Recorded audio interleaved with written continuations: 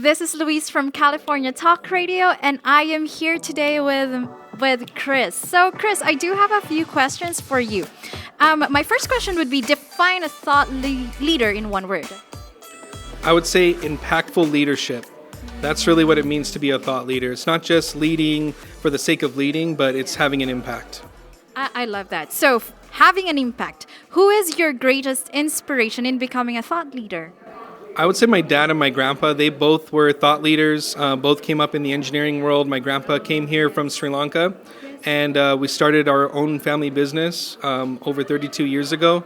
And so seeing what they overcame, to me, they're my biggest inspiration for being a thought leader. That's beautiful. How did your expertise in engineering lead you to be a thought leader?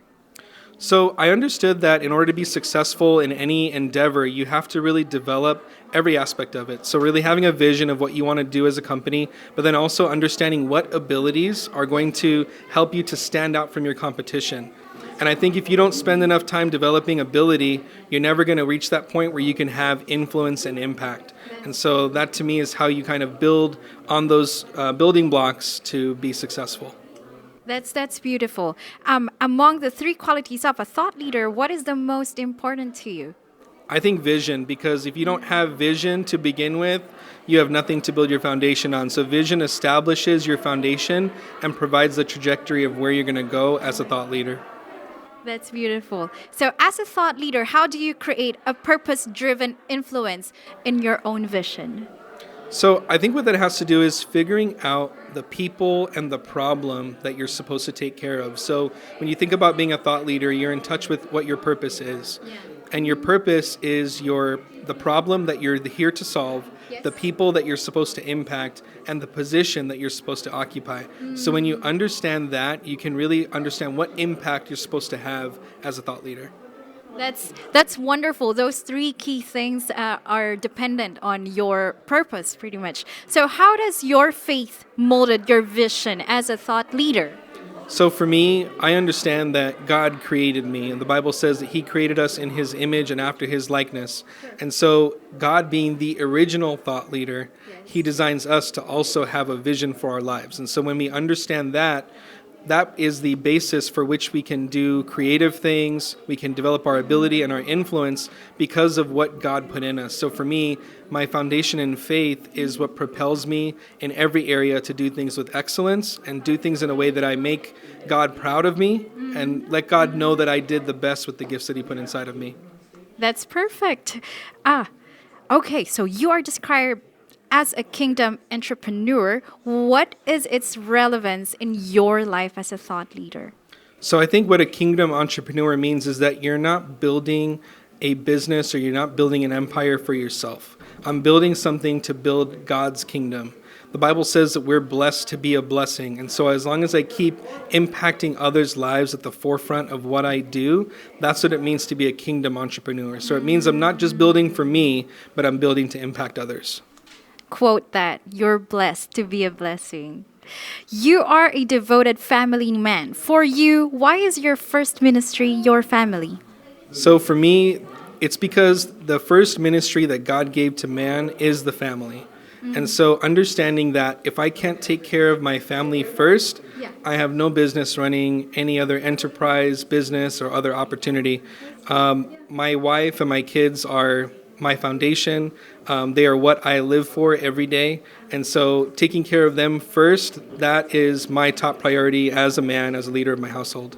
That's true. So leadership comes within first, and then you can expand, right? I like that. If there is one dream venue that you want to reach and share your thoughts to the people, where would it be and why? So I would say anything to do with young adults. So young adults has been my passion for the longest time, and it's because young adults from ages 18 to in their 30s, that's the time when you're trying to figure out what you want to do in life. And that's the time that either you get off of the foundation that you were on, or the time that you establish and find your foundation. So I feel like people are in that transitional phase being a young adult. So anywhere where young adults are, whatever venue that is, I love to be there. I could relate to that. That's wonderful. So do you still have a thought that you haven't shared, but you dream to share to the people? For me, I think that understanding that we develop over time. So I would say for me, we're not the same as we were last year, and I'm not the same that I'm going to be 5 years from now. So we're in a constant state of change and being willing to adapt to that. And sometimes in our move to adapt and change, we experience setbacks.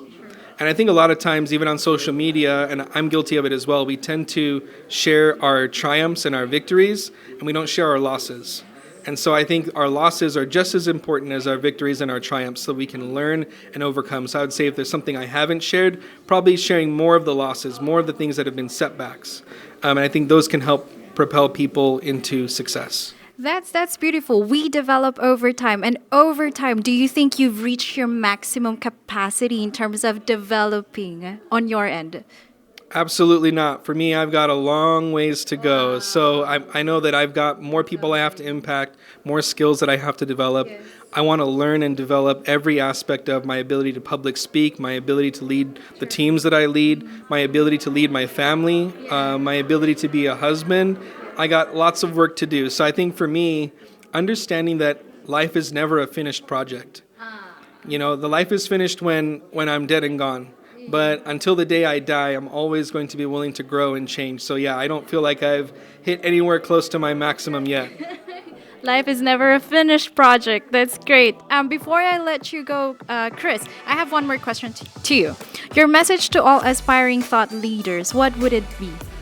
So I would say look for what makes you passionate and gives you contentment in your life. A lot of times we go after what makes us money, and money is never should be the end goal, because money can fluctuate, money can go up and down, and if you're pursuing money, you will never have enough to make you satisfied. But when you're pursuing purpose, something that gives you enjoyment in your life and brings you peace and impacts others, when you pursue that, you'll always have more than enough. I love that. When you're pursuing purpose, it is always rewarding. Thank you so much, Thanks for having me. Kris, for having this few minutes with us.